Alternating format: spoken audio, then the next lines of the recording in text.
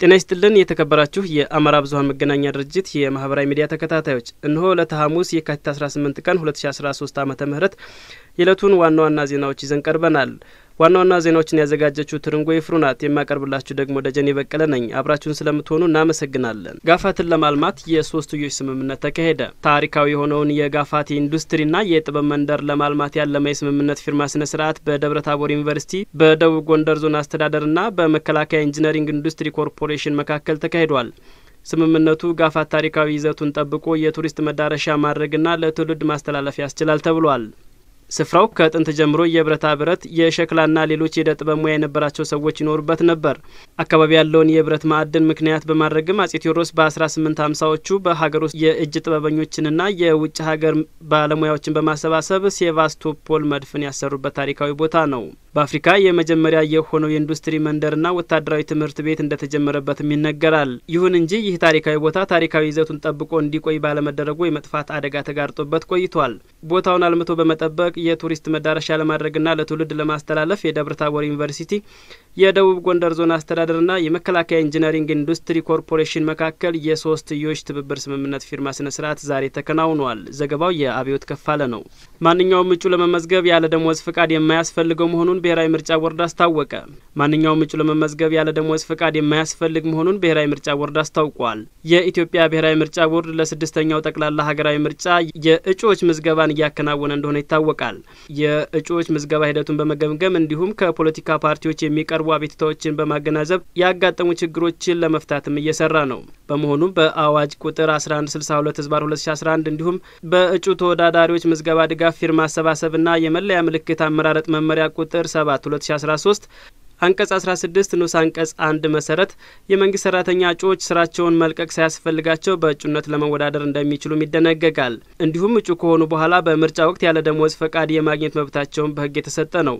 ቦርዱ የእጩዎች ምዝገባን በሚያከናውንበት ወቅት በእጩ ተወዳዳሪዎች ምዝገባ ድጋፍ ፊርማ አሰባሰብና የመለያ ምልክት አመራረጥ መመሪያ ቁጥር 7/2013 አንቀጽ 16 ንዑስ አንቀጽ 12 ትርጉም ተዛብቶ በመወሰዱ የተለያዩ ምርጫ ክልሎች የመንግስት ሰራተኛ እጩዎችን ያለ ደሞዝ ፍቃድ የተወሰደበትን ሰነድ እንዲያቀርቡ መጠየቃቸውን ተረድተዋል።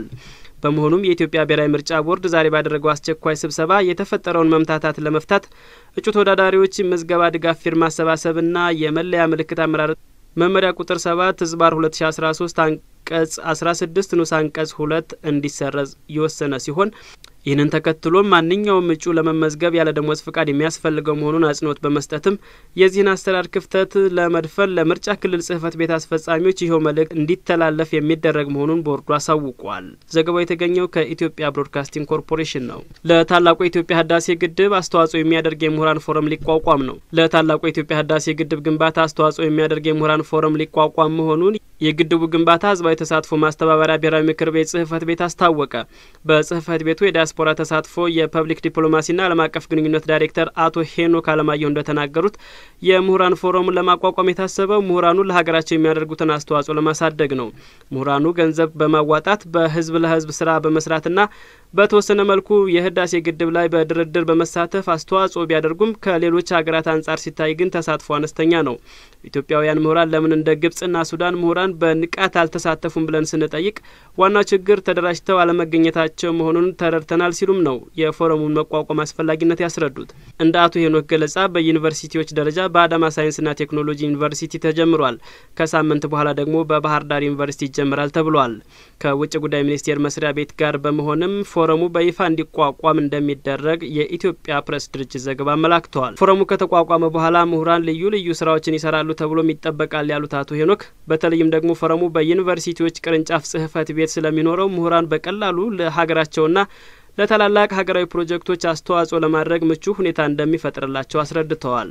የታላቁ ህዳሴ ግድብ ፕሮጀክት ጥናትና ምርምር የሚካሄድበት ቦታ በማድረግ የህዝብ ለህዝብ ግንኙነትን የማጠናከር ስራ ሊሰራበት ይገባል ያሉት ዳይሬክተሩ የጽህፈት ቤቱ ስራ ፎረሙ እንዲቋቋም ማመቻቸት መሆኑን ገልጸዋል። በማረሚያ ቤት የሚገኙ ዜጎችን ሰብአዊ መብት እንዳይጣስ በትኩረት እየሰራ መሆኑን የፌዴራል ጠቅላይ አቃቤ ህግ ገለጸ። በማረሚያ ቤት የሚገኙ ዜጎችን ሰብአዊ መብት እንዳይጣስ በትኩረት እየሰራ መሆኑን የፌዴራል ጠቅላይ አቃቤ ህግ ገልጿል። ህዝብ በመንግስት ላይ ያሳደረው እምነትና ተስፋ እንዳይሸረሸር በእርምት ላይና በጥበቃ ስር የሚገኙ ዜጎች በሰብአዊ መብት ጠባቂዎቻቸው በአስተዳዳሪዎቻቸውና በምርመራ ወቅት እንዳይጣስ ከምን ጊዜውም በላይ ትኩረት ተሰጥቶ እየተሰራ እንደሚገኝ የፌዴራል ጠቅላይ አቃቢ ህግ ምክትል አቃቢ ህግ አድማሱ አንጎ በማረሚያ ቤቶች ለሰብአዊ መብቶች መከበር ቁርጠኝነት ያለው አመራር በመፍጠር ዘላቂ ግልጸኝነትና ተጠያቂነት ያለው አሰራር ስነ ስርዓትን የመዘርጋት ማረሚያ ቤቶች ታራሚዎች የእርምት ጊዜያቸውን እስኪጨርሱ ጊዜ ድረስ የሚቆዩባቸው ተቋማት ብቻ ሳይሆኑ እንደ ስማቸው በተከሳሾችና ታራሚዎች ዘንድም መሰረታዊ አስተሳሰብና የግንዛቤ ለውጥ እስኪያመጡባቸው አምራችና ህግ አክባሪ ዜጋ ሆነው የሚወጡባቸው እንዲሁም ለሰው ልጆች ክብርና ሰብአዊነት ቅድሚያ የሚሰጡ ተቋማት እንዲሆኑ በርካታ ተግባራት ቢከናወኑም ቀላል ያልሆኑ የሚቀሩ ስራዎች መኖራቸውን ገልጸዋል። የፌዴራል ማረሚያ ቤት ኮሚሽን ኮሚሽነር ጀማል አባሶ ኮሚሽኑ ተልእኮውን ለመወጣት ባለፉት 3 ዓመታት ሀገራዊ ለውጥ ፍላጎትን መሰረት በማድረግ ማረሚያ ቤቶችን በአዲስ መልኩ ሪፎርም ለማድረግ የተለያዩ ተግባራት ተከናውነዋል ብለዋል። ኮሚሽነር ጀነራሉ አያይዘውም የተቋሙ ማቋቋሚያ አዋጅ ከማሻሻልና ስራ ላይ ከመዋል ጀምሮ በተሰሩ ስራዎች ምክንያት የማረሚያ ቤቶችን ሰላምና ደህንነት አስተማማኝነትን በማረጋገጥ የታራሚዎችን ሰብአዊ መብት በማክበርና በማስከበር ብዙ ባለድርሻ አካላት ምስክርነት በተሰጠበት መንገድ የህግ የበላይነት እንዲረጋገጥ ማድረግ ችለናል ብለዋል። ሀገራችን የለውጥ ጎዳና ላይ እንደመገኘቷ መጠን ማረሚያ ቤቶቻችን የሀገሪቱን የለውጥ ፍላጎት በሚመጥን መልኩ ከተልኳችን በመነሳት ጠንካራና የህዝብ አመኔታን ያተረፈ ስራ መስራት ይጠበቅብናል ብለዋል። የኢትዮጵያ ሰብአዊ መብት ኮሚሽነር ዶክተር ዳንኤል በቀለ በበኩላቸው ከማረሚያ ቤቶች ጋር በተያያዘ በርካታ የተሻሻሉ ጉዳዮች መኖራቸውን ጠቅሰዋል። ዶክተር ዳንኤል በቀለ በፖሊስ ጣቢያ ደረጃና በአንዳንድ ክልሎች የሙያ ስነ ምግባራቸውን የማያከብሩ አባሎች የመብት ጥሰቶች እንደሚስተዋሉም ጠቅሰው በአጥፊዎች ላይ ተገቢው የእርምት እርምጃ ሊወሰድ ይገባል ብለዋል። የዘገባ ምንጫችን የኢትዮጵያ ብሮድካስቲንግ ኮርፖሬሽን ነው። ኢትዮጵያ የኮሮና ወረርሽኝን በመከላከል የመማር ማስተማር ስራዋን ያስቀጠለችበትን ተሞክሮ ለዓለም አቀፉ የትምህርት ውይይት መድረክ አቀረበች። ኢትዮጵያ የተለያዩ ሀገራት ትምህርት ሚኒስቴሮች በተሳተፉበት የዓለም አቀፉ የትምህርት ውይይት ላይ ተሳትፋለች። በውይይቱ የኮሮና ቫይረስ ወረርሽኝን በመከላከል የመማር ማስተማሩን ሂደት ለማስቀጠል መቻሏን አብራርታለች። በውይይቱ የተሳተፉት የትምህርት ሚኒስቴር ዴኤታው ዶክተር ገረመው ሁሉቃ ትምህርት ቤቶች በተዘጉበት ወቅት የመማር ማስተማር ስራውን በቴክኖሎጂ በመደገፍ ማስቀጠል መቻሉን ተናግረዋል። ትምህርት ቤቶች ዳግም ሲከፈቱም ከጤና ሚኒስቴር ጋር በመተባበር በትምህርት ቤቶች የሚተገበር የኮቪድ መከላከል ፕሮቶኮል በማዘጋጀት ማህበረሰቡን ያሳተፈ ወደ ትምህርት ቤት እንመለስ ንቅናቄ በማድረግ መማር ማስተማር ስራውን አስቀጥሏል ብለዋል። የተለያዩ ሀገራት ዳግም ትምህርት ቤቶችን ለመዝጋት ሲገደዱም ኢትዮጵያ ግን ማህበረሰቡን ባሳተፈ ስራዋ ውጤታማ ስራ መስራቷ ተጠቅሷል። የትምህርት ውይይቱ በትምህርት ዘርፎች ላይ በቀጣይ ሊደረጉ ስለሚችሉ ጥንቃቄዎች የልምድ ልውውጥ ማድረግ ታስቦ የተዘጋጀ ነው። የትምህርት ዘርፍ የሰው ኃይል ልማት ዝቅተኛ ገቢ ላላቸው ሰዎች ለሴቶችና ልዩ ፍላጎት ላላቸውም ትምህርትን በፍትሃዊነት ማዳረስ ላይ መክረዋል ሲል ሚኒስቴሩ አስታውቋል። የኦሬንጅ በይነ መረብ ማዕከል በኢትዮጵያ ተከፈተ። ጂአይዜድና የኦሬንጅ በይነ መረብ ማዕከልን በኢትዮጵያ ከፍተዋል። ማዕከሉ በአፍሪካና በመካከለኛው ምስራቃዊ አፍሪካ ሶስተኛውና ወጣቶችን በበይነ መረብ ቴክኖሎጂ ለማሰልጠንና የተሻለ የስራ እድል እንዲኖራቸው የሚያስችል መሆኑ ተገልጿል። ከዚህ ባለፈም ከኢኖቬሽንና ቴክኖሎጂ ሚኒስቴር ከኢትዮጵያ ኢንቨስትመንት ኮሚሽንና ከኢንዱስትሪ ፓርኮች ልማት ኮርፖሬሽን ጋር በመተባበር የዲጂታል ክህሎትን የሚያጎለብትና ለልዩ ልዩ ፈጠራዎች የሚያነሳሳ ዲጂታል ማዕከል ነው ተብሏል። በማዕከሉ የምረቃ ስነ ስርዓት የኢኖቬሽንና ቴክኖሎጂ ሚኒስትሩ ዶክተር አብርሃም በላይ እንዲሁም የኢትዮጵያ ኢንቨስትመንት ኮሚሽነር ለሊሴ ነሚ ተገኝተዋል። በ500 ሜትር ስኩዌር ላይ ያረፈው የዲጂታል ማዕከል ስትራቴጂያዊ ፕሮግራሞችን አቅፎ በመያዝ በምስራቅ አፍሪካ የመጀመሪያው ማዕከል ሲሆን በሀገራት መካከል የሚኖረውን የእውቀትና የልምድ ልውውጥን በማጎልበት የወጣቶችን የስራ እድል በቀላልና በልዩ ልዩ አማራጮችም እንደሚያዳብር ታምኖበታል።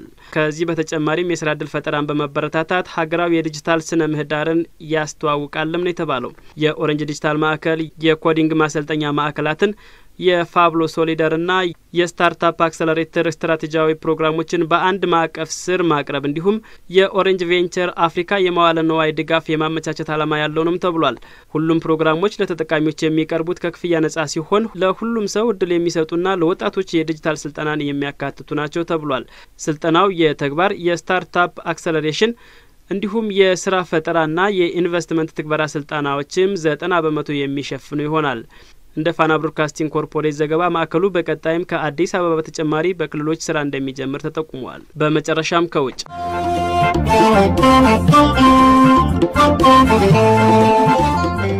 ኬንያ ባለፈው ዓመት ወደ ውጭ ከላከችው የሻይ ምርት $1 ቢሊዮን በላይ ገቢ ማግኘቷን ገለጸች። በአፍሪካ ቁጥር 1 የሻይ አምራች የሆነችው ኬንያ በተገባደደው 2020 ወደ ውጪ ከላከችው የሻይ ምርት ከ1 ቢሊዮን ዶላር በላይ ገቢ አግኝታለች። ኬንያ የሻይ ገበያ መጠን መጨመሩ የሸቀጦችና የሰዎች እንቅስቃሴን የሚገታውን የኮቪድ-19 ወረርሽኝ በዓለም አቀፍ ንግድ ላይ ተግዳሮት በሆነበት ወቅት ነው ብላለች። የኬንያ የሻይ ዳይሬክቶሬት ዘንድሮ የተመዘገበው የሻይ ገቢ እንደ አውሮፓውያን አቆጣጠር በ2019 ከተመዘገበው ጭምር በልጦ ተገኝቷል ብለዋል። በዚህ ወቅትም የኬንያ ሻይ ምርት መዳረሻ የሆነችው ፓኪስታን ስትሆን ወደ ውጪ ከተላከው 46% ይሸፍናል። ከፓኪስታን በመቀጠልም ሌሎች የኬንያ ሻይ ተቀባይ ሀገራት ግብጽ፣ ሩሲያ፣ እንግሊዝ፣ የተባበሩት አረብ ኤሚሬቶች፣ ካዛክስታን፣ ሱዳን፣ ናይጄሪያና ፖላንድ መሆናቸውን ዳይሬክቶሬቱ ገልጿል። እንደ አውሮፓውያን አቆጣጠር ታህሳስ 2020 ለኬንያ ከፍተኛ ሽያጭ ከተመዘገቡበት ውስጥ አንድ የተመዘገበ ሲሆን በኖቬምበር 32 ሚሊዮን ኪሎ ግራም ወደ ውጪ የሚላኩ ምርቶች በ34.2 ሚሊዮን ኪሎ ግራም ቆመዋል። ዘገባው የሲጂቲኤን ነው።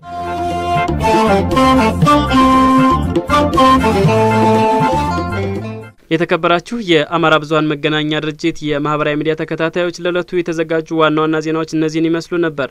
ዋና ዋና ዜናዎቹን ያስደምጥኳችሁ ደጀኔ በቀለ ነኝ። ስላዳመጣችሁ እናመሰግናለን። ጤና ይስጥልኝ።